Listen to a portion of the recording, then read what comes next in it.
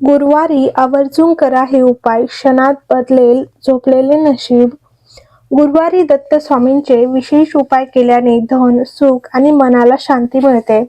यामध्ये मुख्यत्वे 11 माळा श्री गुरुदेव दत्त मंत्राचा जप करणे, पिवळ्या फुलांनी पूजा करणे आणि केळीच्या झाडाची पूजा करणे यांचा समावेश आहे. दर गुरुवारी दत्ताचे मंदिर गाठून गूळ खोबरे अर्पण करणे अत्यंत शुभ मानले जाते.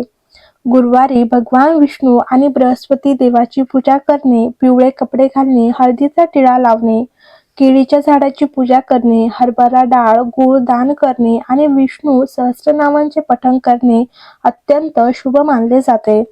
हे उपाय सुख समृद्धी वाढवतात, वैवाहिक अडथळे दूर करतात आणि आर्थिक स्थिती सुधारण्यास मदत करतात.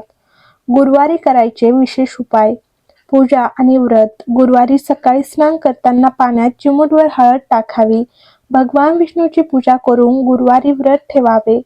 आर्थिक लाभासाठी गुरुवारी विष्णू आणि लक्ष्मीची पूजा करावी. तुळशीची पाने पिवळ्या कापडात बांधून तिजोरीत ठेवावी. यामुळे पैसा टिकतो. गुरुवारी करा हे उपाय. नोकरी व्यवसायात प्रगती हवी असेल तर गुरुवारी घरातील पूजेच्या खोलीत हळदीची हार लावा आणि तसेच पिवळे कपडे घाला. यासोबतच कपाळावर हळदीचा टिळा लावा. असे केल्याने कुंडलीतील गुरुची स्थिती मजबूत होते.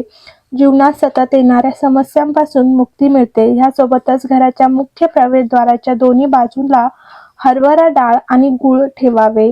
गुरुवारी सूर्योदयाच्या वेळी स्नान करून ध्यान करावे. भगवान विष्णू आणि देवी लक्ष्मीची पूजा करावी.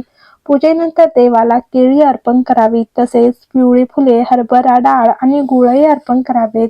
यानंतर विष्णू सहस्रनामाचे पठण करावे. असे केल्याने घरात सुख समृद्धी वाढते. गुरुवारी पिवळे वस्त्र परिधान करून केळीच्या झाडाची पूजा करणे खूप शुभ मानले जाते. केळीच्या मुळाला हरभऱ्याची डाळ, गूळ अर्पण करून तुपाचे 5 दिवे लावावे. यानंतर भगवान विष्णू आणि देवी लक्ष्मीची पूजा करावी. असे केल्याने वैवाहिक जीवनात अडथळे दूर होतील.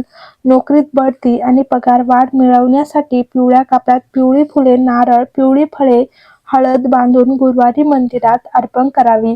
असे केल्याने दारिद्र्य दूर होते. तसेच जीवनातील प्रगतीचे मार्ग मोकळे होतात. गुरुवारी पिवळे कपडे घालणे शुभ असते. पत्रिकेतील गुरुग्रह बलवान होण्यासाठी गुरुवारी पिवळे कपडे घालणे खूप शुभ मानले जाते. भगवान बृहस्पतीला पिवळा रंग खूप प्रिय आहे. अशा परिस्थितीत गुरुवारी पिवळे कपडे परिधान केल्याने साधकाच्या जीवनावर चांगला परिणाम होतो. अशा प्रकारे करा भगवान विष्णूची पूजा. भगवान विष्णूच्या पूजेच्या वेळी त्यांना पिवळे फूल अर्पण करावे. भगवान विष्णूला गूळ आणि मसूर अर्पण करावे. पंचामृत आणि तुळशीही अर्पण ठेवावी. विष्णू सहस्रनामाचे पठण. ह्या दिवशी विष्णू सहस्रनामाचे पाठ करणे अत्यंत शुभ मानले जाते. त्यामुळे सर्व रखडलेली कामे पूर्ण होऊन प्रत्येक क्षेत्रात यश मिळते. पिंपळ, तुळशी आणि केळीच्या झाडाला पाणी द्यावे. भगवान विष्णूंची कृपा प्राप्त करण्यासाठी गुरुवारी पिंपळ, तुळशी आणि केळीच्या झाडाची लागवड करावी. त्यानंतर त्यांची पूजा करावी. यामुळे कुंडलीतील गृहग्रहाशी संबंधित शुभ परिणाम येऊ लागतात. हळद किंवा केशर तिलक. भगवान विष्णू आणि देवगुरु बृहस्पती यांच्या पूजेच्या वेळी हळद किंवा केशराचा तिलक वापरावा. यानंतर स्वतः चंदनाचा टिळा लावावा. घरातील मोठ्यांचा आशीर्वाद मिळवण्यासाठी गुरुवारी नेहमी घरातील ज्येष्ठांचा सन्मान करावा आणि त्यांच्याशी प्रेमाने वागावे. भगवान विष्णूची पूजा करून त्यांना आंब्याचा रस नैवेद्य म्हणून अर्पण करावा. त्यानंतर तो प्रसाद स्वतः घ्यावा आणि घरातील मोठ्यांमध्ये वाटावा. यामुळे भगवान विष्णू प्रसन्न होतात आणि कुंडलीतील गुरुग्रह अधिक बळकट होतो. गुरुवारी मंदिरात गहू आणि गुळाचे दान करणे खूप शुभ मानले जाते. यामुळे गुरुग्रह प्रसन्न होतो आणि तुमची सर्व बिघडलेली कामे सहज पूर्ण होतात. तसेच ह्या दिवशी विशेष गुळाचे दान करायला विसरू नका. असे केल्याने गुरुग्रहाचा आशीर्वाद तुमच्यावर सदैव राहतो.